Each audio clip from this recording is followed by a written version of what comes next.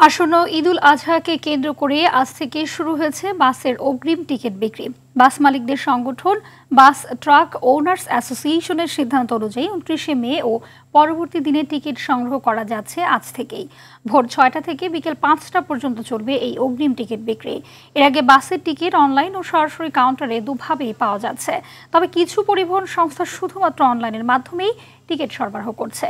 Bus truck owners association জানানো হয়, সরকার নির্ধারিত ভাড়া নিতে হবে, অতিরিক্ত ভাড়া নেওয়া যাবে না। অনলাইনে অধিকাংশ টিকিট বিক্রি হওয়ায় তেমন একটা ভিড় নেই কাউন্টারগুলোতে। ঝামেলা ছাড়াই টিকিট বিক্রি হচ্ছে বলে জানায় বিভিন্ন বাসের প্রতিনিধিরা। লম্বা ছুটি 10 দিনের ছুটি, তো 5 তারিখ থেকে ছুটি শুরু হচ্ছে, তো 5 তারিখে টিকিট কাটতে আসছি। ভাড়া ঠিক আছে, ভাড়া যুক্তিসঙ্গত ভাড়াই 700 টাকা, যেটা নগর ভাড়া সেটাই নিচ্ছে। 5 তারিখে চাইছিল, 5 তারিখের টিকিট ক্লোজ হয়ে গেছে। এখন আমরা 6 তারিখে টিকিট নিতে হবে সকালে। 4 তারিখ 5 তারিখ ম্যাক্সিমাম টিকিট অলরেডি বিক্রি হয়ে গেছে। 50% টিকিট অনলাইনে দেওয়া, অনলাইনে দেওয়ার কারণে কিছু সাধারণ যাত্রী আছে তারা বাসার থেকে টিকিট কালেক্ট করে নিয়ে নেয়, তার জন্য এখানে চাপটা একটু কম।